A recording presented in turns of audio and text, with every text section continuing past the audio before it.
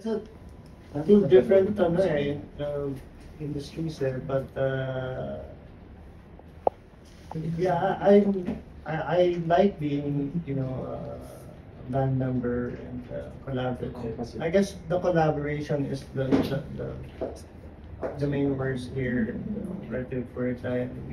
In a band, you also have to collaborate with people, and sometimes compromise your your beliefs, and that hindi rin nalalagay yun sa filmmaking. And that's why I also love filmmaking, because you get to work with other people and you get to know their ideas also.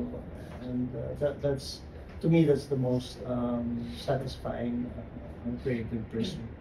Is to collaborate and and do something with other people.